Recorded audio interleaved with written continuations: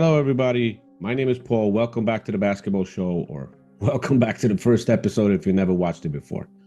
I'm going to let you listen to some interesting comments Stephen A. Smith on Bronny and LeBron James made in just a moment, but make sure to consider after this video to watch the interview I had with Charlie Villanueva, who played in the NBA for 11 seasons and against LeBron James as well. He played on 4 different NBA teams and touches on the Bronny situation as well. Now, let me get to the subject that this video is about. Stephen A. Smith has been on a podcast recently and has made some interesting comments, you could say, on LeBron James and his son Bronny. Separate comments on LeBron, separate comments on Bronny. Completely different issues. As to his stance on Bronny, Stephen A. had been flip-flopping for months, so many times. I don't even know which opinion of his is the genuine one anymore. I cannot figure it out. In the beginning, he was saying Bronny is nowhere near close to even being deserving of being drafted by anyone in the NBA. And that is he's simply not good enough. After Bronny got drafted, he changed his tune and all of a sudden started saying that Bronny deserves to be there and it has almost nothing to do with his dad. And he has great potential, and that's why Bronny got drafted by the Lakers with the 55th pick. In his last take, of which I'm going to let you listen to, he says that Bronny being drafted was 100% a favor to LeBron James by the Lakers. Who did not know that? Tell me. He says, let's stop the BS. And I think that means his own BS as well, because he's been saying some crazy stuff in the last couple of months. Now, he also mentions that he thinks LeBron will retire from the NBA after next season. So take a listen to his comments, and I'll be back in a second. So what do you think happens for his kid once he's out? Like, do you think they're kind of doing this as a favor? But first of all, there's no question. Yeah. Let's cut the BS. Sure. There's no question that it's a favor. Bronny James did not do what it took to earn a spot on an NBA roster. That's the bottom line. Not even to get drafted like that? Well, you could question getting drafted because sometimes they do draft off of potential. And there's plenty of people that get drafted in the second round that we know we don't know what their potential is. But to play, you're saying? But to play opening night, to be on an NBA roster, and then listen, this is what I've said about Bronny James. He's a wonderful kid. They got a wonderful family, the first family in the NBA. I don't think anybody can deny that with Savannah and LeBron and their kids and the job that he's done. Incredible role model. And his son is a shining example of that because he's a very lovable kid. Talk to his teammates, high school, college at USC, and the pros. He's a real lovable guy in the eyes of everybody that you talk to about him.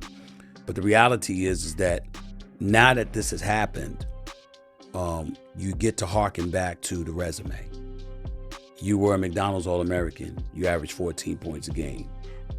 Most McDonald's All-American players, they have better numbers than that. And then you go to UFC after you had the heart ailment and what have you, and then you go to UFC and you don't do but so much, and that's fine because his health was an issue. And then you get drafted 55 overall by the Los Angeles Lakers, and you're playing on opening night, and you're inserted into the lineup in the second quarter so you and LeBron can enter together. First time in NBA history has done that. King Griffey Jr., King Griffey Sr. in attendance for the game. All of that was special. At some point, you as Bronny, you need to say, I don't want this anymore. This was nice. Dad, I appreciate you. I love you to death, man. It was great that you did this. I'm happy that I could have been a part of it, but now I got to go earn my stripes. I got to be in that G League. I got to show that I'm worthy of being here because you can't always be here to protect and cover me, et cetera, et cetera. I'm not saying he hasn't done that. I'm saying that's what needs to happen if it hasn't. It kind of sucks for Bronny too, because it's like his debut could have been in a year or two, and maybe it would be like a crazy debut for him. I feel like it's kind of selfish of LeBron He could to develop in the G League. You never Well, know. That's what I'm saying. But I'm his saying first debut could have been like, if he had more time. Well, Exactly. I'm not hard on LeBron about that at all. LeBron has been such a treasure for the league. He's earned the right to have what he wants, and if he wanted that moment, that's fine. My point is that it's on Bronny. nobody would have said anything about that moment as long as it doesn't continue. But when you end up staying on an NBA roster and taking up an NBA roster spot when others, when so many people would say there are so many more who's more deserving, it is incumbent upon you at that particular moment in time to say, I'm not comfortable with this. I want to do this on my own. Now, first, let's address the LeBron James retirement comments first. In my opinion, if he's healthy and his son is there, why would he even consider retiring after next season if he signed a contract for 3 years and not 2?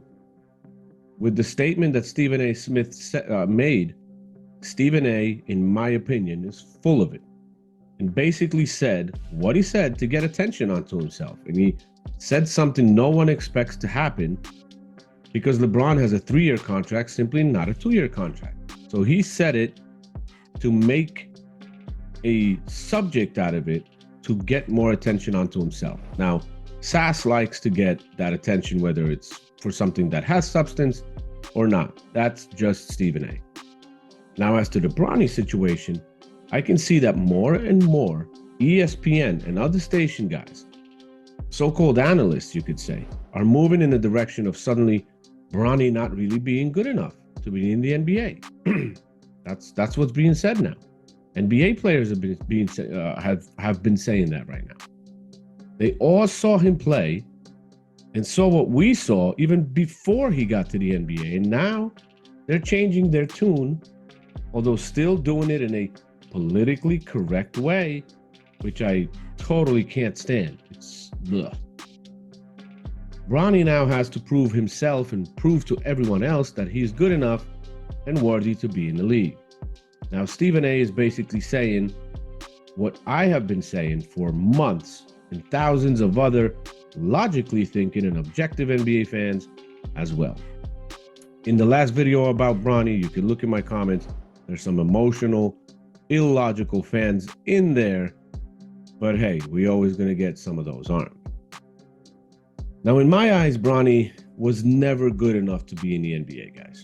The interview with Charlie V I mentioned at the beginning is worth seeing because even he says that Bronny is at best a few years away from being ready for the NBA, if he'll even be able to improve that much at all.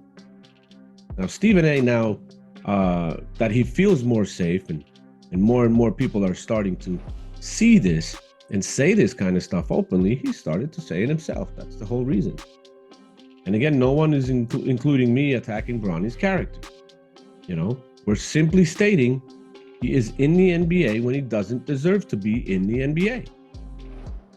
That's pretty much it. Most likely will only be in the league only for the remainder of LeBron's last few seasons. Bronny has a 4-year contract. I believe he's going to be there for the 3 years when his daddy's going to be there. And the 4th year, I don't even know if he's going to be there anymore. Bronny James has fulfilled his father's wish. He has been in the NBA.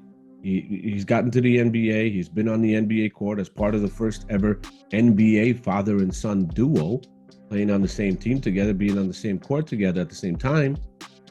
It has been done in other sports, but never in the NBA. Now, LeBron James has something on his resume now that no one ever had before in the NBA, and he's all alone in that, thinking that this might help him win the GOAT conversation. Unfortunately, this has zero bearing on that conversation. LeBron fulfilled his dream. Bronny fulfilled his dream to be drafted to the NBA, but now is being treated like a $1 billion prize, which he's not, and being wrapped in a bubble wrap, not even traveling with the G League team on any road games. Brian Windhorst is defending this situation, saying that this situation is perfectly normal. It's been happening over the years. BS, Brian Windhorst. Just like Stephen A. Smith.